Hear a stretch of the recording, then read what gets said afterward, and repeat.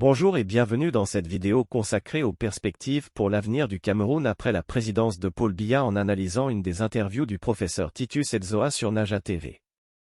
Le futur du Cameroun après Paul Biya, une succession dynastique en perspective.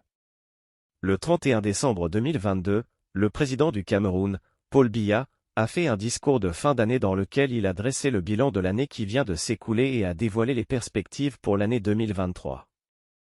Le contexte politique actuel au Cameroun est marqué par des grilles de coups pour la succession de Paul Biya qui approche les 90 ans et qui est au pouvoir depuis 40 ans. De ce fait, les citoyens s'interrogent sur l'avenir du pays. En effet, une hypothèse de succession dynastique est en train de prendre de l'ampleur.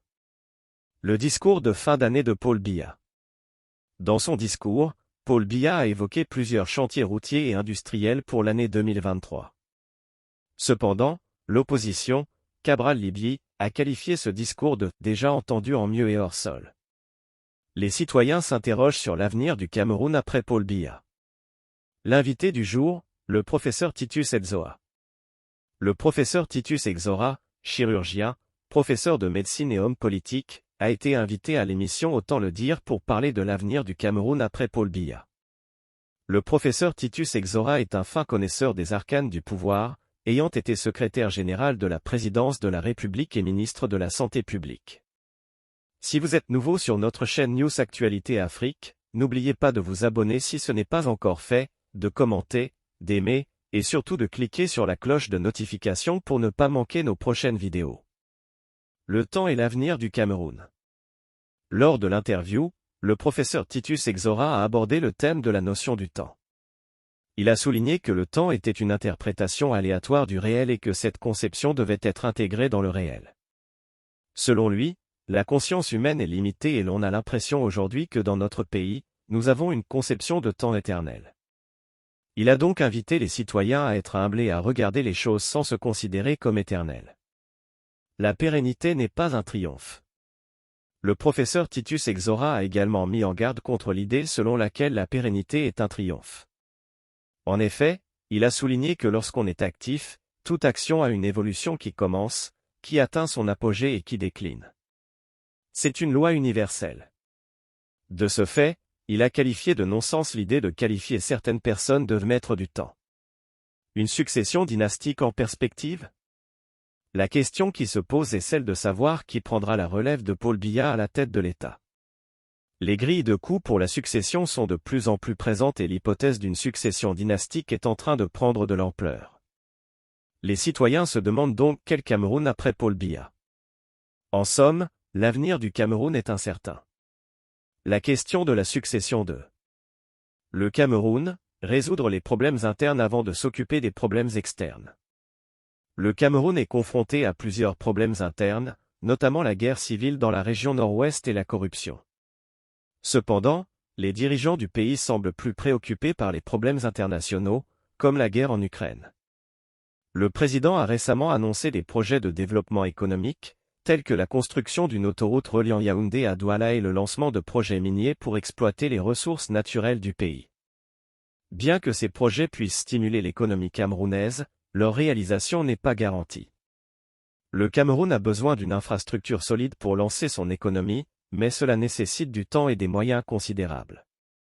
Malheureusement, les projets de développement du pays sont souvent ralentis par la corruption et la bureaucratie.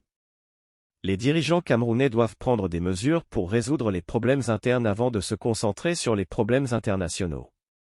Ils doivent se concentrer sur la lutte contre la corruption, la résolution de la guerre civile dans le nord-ouest du pays et l'amélioration de l'infrastructure du pays. Voici quelques mesures que le gouvernement camerounais pourrait prendre pour résoudre les problèmes internes du pays. Lutter contre la corruption. Renforcer les lois anticorruption. Mettre en place des mesures pour protéger les lanceurs d'alerte. Encourager la transparence dans les transactions commerciales. Punir sévèrement les responsables de la corruption. Résoudre la guerre civile dans le nord-ouest du pays. Mettre en place un dialogue national pour résoudre les différends. Renforcer la sécurité dans les zones touchées. Protéger les civils des violences. Améliorer l'infrastructure du pays. Accélérer la construction de routes et d'autoroutes pour relier les différentes régions du pays. Investir dans l'infrastructure numérique pour stimuler la croissance de l'économie numérique. Développer les réseaux d'eau et d'électricité dans les zones rurales pour améliorer les conditions de vie. Le Cameroun a le potentiel de devenir un pays économiquement prospère et stable, mais cela nécessite des efforts importants pour résoudre les problèmes internes. Les dirigeants doivent se concentrer sur la lutte contre la corruption, la résolution de la guerre civile dans le nord-ouest du pays et l'amélioration de l'infrastructure du pays. En faisant cela, ils pourront créer un environnement favorable à l'investissement et à la croissance économique à long terme. La corruption, un fléau qui gangrène la société camerounaise. La corruption est un phénomène répandu dans la plupart des sociétés, y compris au Cameroun. Dans cette interview, le spécialiste camerounais de la lutte contre la corruption, que nous nommerons l'expert, nous présente une analyse détaillée de la corruption au Cameroun. La corruption, un problème systémique. L'expert considère la corruption comme quelque chose de systémique et de pensée, qui n'est pas un phénomène ex nihilo qui a été pensé et mis en place. Selon lui, la corruption est non seulement tolérée mais admise comme règle de la vie quotidienne au Cameroun. La corruption est devenue une sorte de passage obligé, presque une normalité enveloppée qu'elle est dans un laxisme complice de la part des autorités politiques. Les effets néfastes de la corruption. L'expert souligne que la corruption est l'instrument de prédilection, l'outil incontournable pour une montée assurée dans l'échelle sociale. Concrètement, pour obtenir un poste, il faut corrompre, pour réussir à un examen ou à un concours, il faut corrompre, pour bénéficier d'une promotion, il faut corrompre. Cette réalité est un procédé cynique que l'on fait miroiter sans cesse à une jeunesse désemparée par la misère et l'absence de perspective. Les mesures anticorruption au Cameroun. Malgré l'annonce récurrente de mesures dites anticorruption, la corruption et le détournement de fonds publics persistent dans ce pays. Selon l'expert, toutes les mesures anticorruption qui ont été prises jusqu'à présent sont absolument dérisoires. Il souligne donc qu'il faut revoir les fondamentaux de certains principes qui sont des principes universels. L'éducation aux vertus sociales. L'expert propose une solution pour éradiquer la corruption, l'éducation aux vertus sociales. Il considère qu'il faut des principes qui soient pas individuels, mais qui engendrent dans le sens le bien, le beau, le vrai, le geste, le juste. Ces valeurs doivent être communes et appliquées à soi-même pour donner un PS facto à l'autre ce qui a de positif sans jamais perdre ce que vous êtes positif. Il souligne également qu'il faut éduquer les gens aux vertus sociales, car l'éducation vient du bas. Les valeurs doivent être enseignées pour permettre à l'individu de devenir un citoyen absolument. L'expert considère que les non-vals ont érigé les non-valeurs en valeurs, ce qui ne permet pas d'inculquer les bonnes valeurs. En somme, la corruption est un fléau qui gangrène la société camerounaise. Elle a des effets néfastes sur la jeunesse et la société en général. Les mesures anticorruption prises jusqu'à présent ont été insuffisantes pour éradiquer ce phénomène. Pour y remédier, l'expert propose l'éducation aux vertus sociales et l'application stricte des lois anticorruption pour inculquer les bonnes valeurs à la population. Les conséquences de la vérité et de la justice au Cameroun. Dans une interview, le professeur Titus Edzoa parle de l'importance de la vérité et de la justice dans la société camerounaise. Selon lui, il est essentiel de maintenir la sérénité et la dignité, même face à l'obscurité.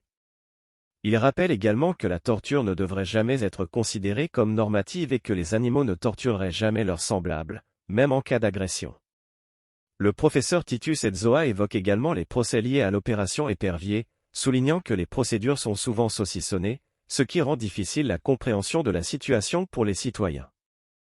Il prend l'exemple de Amadou Bambou, qui a été condamné à 12 ans de prison ferme pour détournement de fonds publics. Selon le professeur Edzoa, il est possible qu'il revienne devant les juges pour une autre procédure. Le professeur Edzoa met en garde contre la pratique de la torture et souligne que la société ne peut pas vivre en paix lorsque ses membres sont victimes de tels actes. Il rappelle que les gens doivent être responsables de leurs actions et que la torture ne doit jamais être considérée comme une méthode pour réparer un délit ou un crime. Dans la deuxième partie de l'interview, le professeur Edzoa discute du discours du président de la République camerounaise et de la situation politique et sociale du pays. Il note que le président a remercié les États-Unis pour leur action décisive dans la lutte contre la sécession dans les régions du nord-ouest et du sud-ouest du pays. Le professeur Edzoa estime que la situation au Cameroun est préoccupante et que la société ne peut pas prospérer sans vérité et justice pour tous. En somme, L'interview met en évidence les conséquences de la vérité et de la justice dans la société camerounaise, soulignant l'importance de la responsabilité individuelle et de la dignité humaine. La torture et la fragmentation des procédures judiciaires sont des problèmes majeurs qui doivent être résolus pour que le pays puisse progresser et atteindre la paix sociale. L'importance de la préparation à la succession dans toutes les fonctions. Lorsqu'il s'agit de servir son pays, il ne faut pas considérer la fonction comme un héritage, mais comme une mission qui doit être remplie avec tout ce que l'on possède et dans un temps limité. En effet, que l'on soit président, ministre, journaliste ou autre, il faut savoir se renouveler sans cesse pour pouvoir continuer à exercer sa fonction de manière efficace. C'est pourquoi il est important de se préparer à la succession dès le jour où l'on accède à la fonction, quelle qu'elle soit. En effet, si l'on s'identifie trop à la fonction, on risque de la quitter sans avoir pris le temps de préparer sa succession. Cette erreur fatale peut être évitée si l'on se prépare à la succession dès le début de son mandat. C'est particulièrement vrai pour les présidents, dont la fonction demande une énergie extraordinaire. Il est impossible de rester président pendant plus de 50 ans, comme cela a été le cas dans certains pays. Le président doit donc préparer sa succession dès le début de son mandat, pour assurer une transition en douceur et éviter tout désordre ou instabilité politique. Malheureusement, dans certains pays, la question de l'alternance n'est pas une priorité pour les dirigeants en place. Au lieu de préparer une succession efficace, ils se concentrent sur des intrigues de cour et des constructions autour d'un projet d'une alternative. Cela peut avoir des conséquences désastreuses pour le pays et pour la stabilité politique. Il est donc important que les dirigeants actuels prennent conscience de l'importance de préparer leur succession et de travailler à la mise en place d'un projet de société viable pour assurer la continuité de leur action après leur départ. En fin de compte, que l'on soit président, ministre, journaliste ou autre, il est important de se rappeler que la fonction n'est pas un héritage, mais une mission qui doit être remplie avec efficacité et dévouement. La préparation à la succession est essentielle pour assurer une transition en douceur et éviter tout désordre ou instabilité politique. 1h27 27 secondes et 1h44 11 secondes. Redéfinir les relations franco-camerounaises. Les relations entre le Cameroun et la France ont été marquées par une longue histoire qui a laissé des cicatrices chez les Camerounais. Malgré cela, les jeunes générations cherchent un partenariat respectueux pour l'avenir, basé sur une coopération mutuelle plutôt qu'une ingérence. L'héritage politique du président Paul Biya. Le président Paul Biya a une trajectoire politique très longue qui a façonné sa personnalité et sa vision. Cependant, cela ne signifie pas que l'histoire doit se répéter. Les circonstances changent et les individus aussi. Les Camerounais ont le choix de s'impliquer dans leur avenir politique. La rencontre entre Emmanuel Macron et Paul Biya. La visite du président français Emmanuel Macron au Cameroun en juillet 2022 a suscité beaucoup de commentaires. Certains ont craint que la France soutienne une dynastie au pouvoir au Cameroun comme elle l'a fait dans le passé dans d'autres pays africains. Les jeunes générations ont donc commencé à manifester leur mécontentement vis-à-vis de cette visite et de la politique française en Afrique. Le besoin de redéfinir les relations franco-camerounaises. Les jeunes Camerounais souhaitent une nouvelle approche pour les relations franco-camerounaises. Ils veulent un partenariat respectueux et mutuel. Les relations entre la France et le Cameroun doivent être réinventées pour un avenir plus prometteur. Emmanuel Macron a parlé de cette nécessité de redessiner les contours des relations entre la France et l'Afrique et il est important de soutenir cette initiative pour un partenariat équilibré. La nécessité d'une coopération mutuelle. Il est crucial pour l'avenir de la France et du Cameroun que leur partenariat soit fondé sur une coopération mutuelle plutôt qu'une ingérence. La France ne doit pas imposer sa politique en Afrique, mais plutôt aider les pays africains à assumer leur propre destin. Cela permettra de construire une relation plus respectueuse et durable entre les deux pays. En somme, les relations franco-camerounaises doivent être réinventées pour répondre aux besoins actuels et futurs des deux pays. Les jeunes générations ont un rôle important à jouer dans la redéfinition de ces relations et dans la construction d'un avenir prometteur pour le Cameroun et la France. 1h44 13 secondes et 2h0 39 secondes. L'avenir du Cameroun selon un ancien président. Le Cameroun, un pays avec une richesse extraordinaire en termes de biens et d'intelligence, doit prendre son destin en main. C'est la conviction de l'ancien président du pays, qui suggère que le changement ne peut se faire que si les normes sont modifiées et si les valeurs sociétales sont intégrées dans l'administration civile. Dans cet article, nous allons explorer les idées de l'ancien président et comment il envisage l'avenir du Cameroun. Changer les normes et intégrer les valeurs sociétales. Pour l'ancien président, changer les normes est la première étape vers la transformation du pays. Il affirme que les normes ont été le fléau du pays, ce qui a entraîné une corruption verticale et horizontale dans le système judiciaire. Pour remédier à cela, il estime qu'il est important d'intégrer les valeurs sociétales dans l'administration civile. Priorité à la Constitution et aux élections.